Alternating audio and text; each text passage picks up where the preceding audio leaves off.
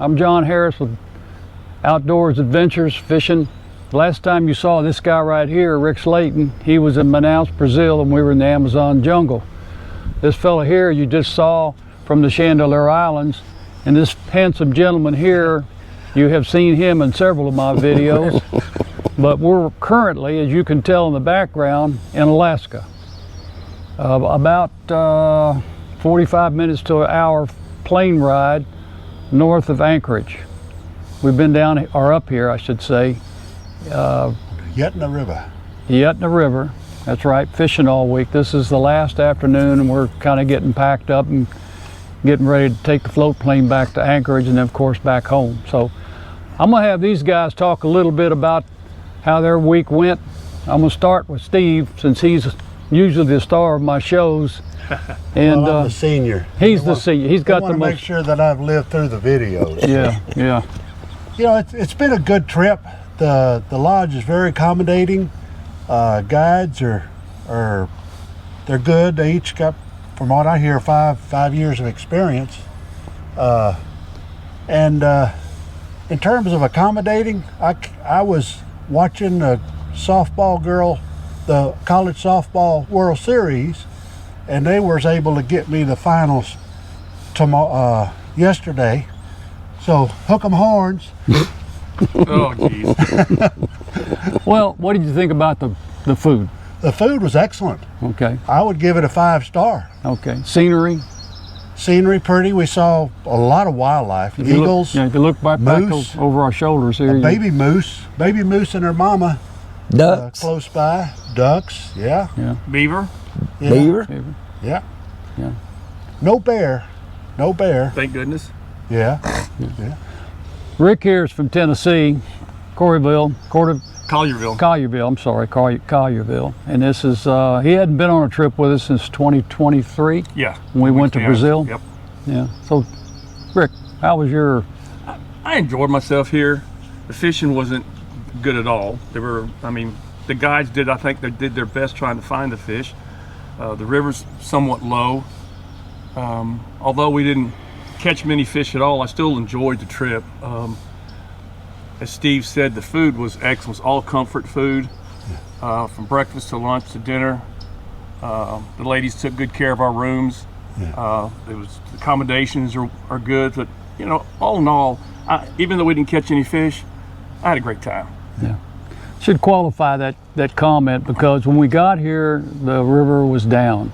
The snow melt hadn't begun, and we've had, I guess, 4 days in a row now of at least 80 or 85 degree weather. Right. And that snow is starting to melt in those mountains. You probably can't quite tell it in the background. When we got here, those mountains were completely white. Now you can see some dark in them where that snow has run off.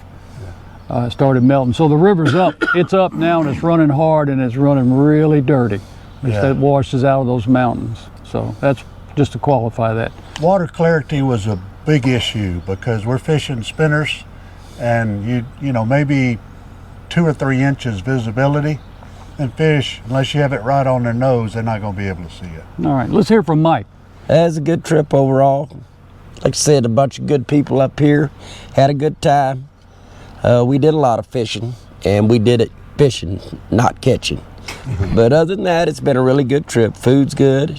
Everybody's had a great time up here. You know, accommodations were great. Just wish we'd had a little more fish. You just never know. But other than that, we've had a really great trip. A lot of wildlife, like they said. All the people been real good here, real helpful. This is a group of great guys. When we fish together, when we don't all get together all the time, but the ones of us that do, we have a good time. They're a fun group of guys to be around. They fish hard, they're knowledgeable, and they're just fun all over. Whether you catch them or not, they're fun to be around. And that's the biggest part of the trip, is just the camaraderie among the guys here. Yeah. And when we're getting up in age, and you know, a lot of these trips are going to be just a past memory for many of us because we're just not going to be able to make them anymore. We're just getting too old. We're going to go as long as we can, but absolutely. And we would, you know, like Steve and I said in the debrief from the Brazil trip from last fall. If you hadn't seen that, go back and watch it. I'll post a link in the video. But doesn't matter how old you are, you can fish as long as you want. That's As long right. as you want. You can take a day off if you want. Fish in the morning, not in the afternoon. Whatever you want to do, what you feel like. But don't feel like you can't come do this because you can, regardless of how old you might be or what your health conditions may be. Yeah, and this has been a trip of a lifetime for me. I've always wanted to come to either Canada or Alaska. And just a couple of takeaways. You know, JD and I last time shared some things with you about, you know, timing is important. It was important last time when we were in Brazil.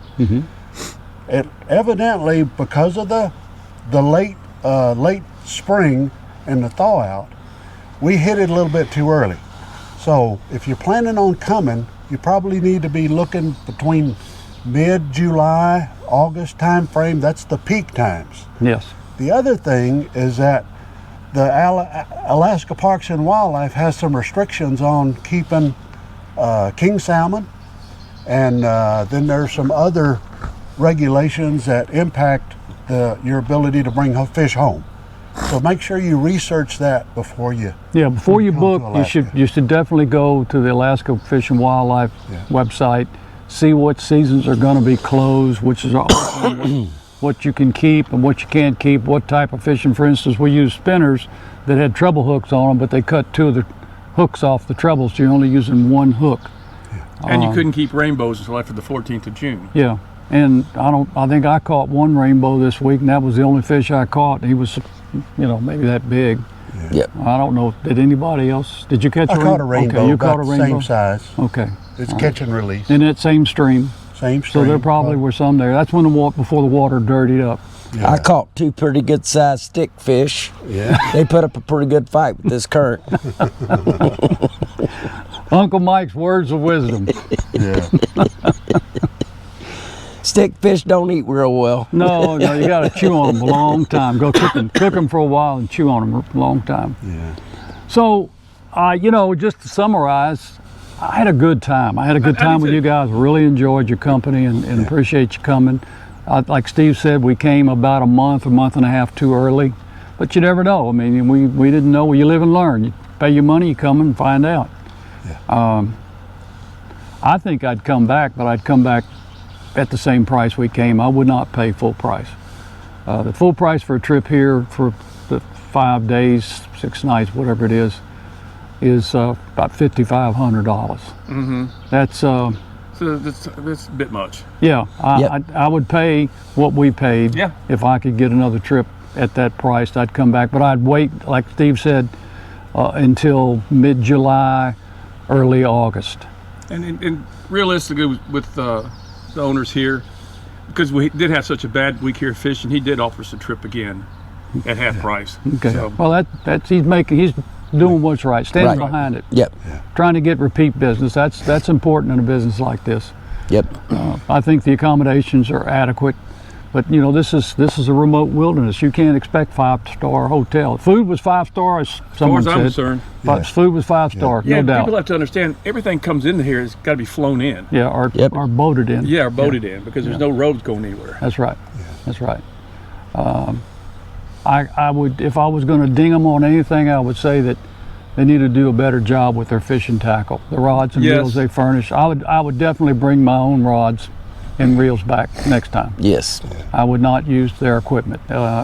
Don't know why, but the stuff is just not up to the standard I think it should be. Right.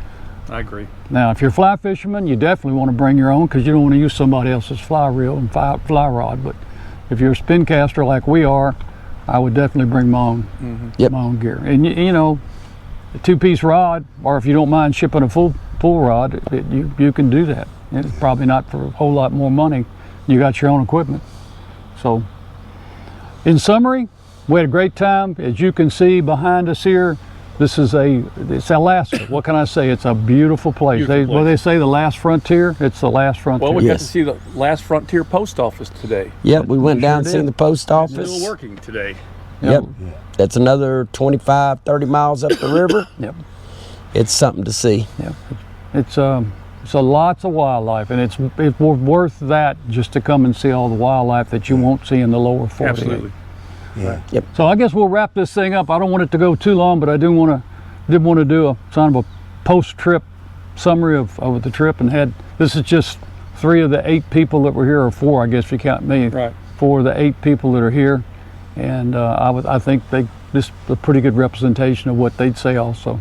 So we'll see you when the next video comes out. I'm going to put some of this together in another format, but you'll see some of the trip highlights from the trip, and I'll get that out as quick as possible. We hope you found our summary of the recent trip to Alaska fishing helpful.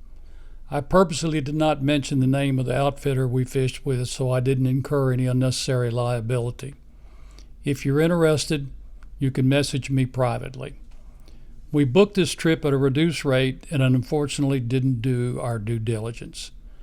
The prime time to fish this part of Alaska is mid-July until mid-August. As you heard Steve say, check with Alaska Fish and Wildlife before booking any trip if you plan to bring fish home. Their seasons are different everywhere in Alaska, and so you need to know before you go.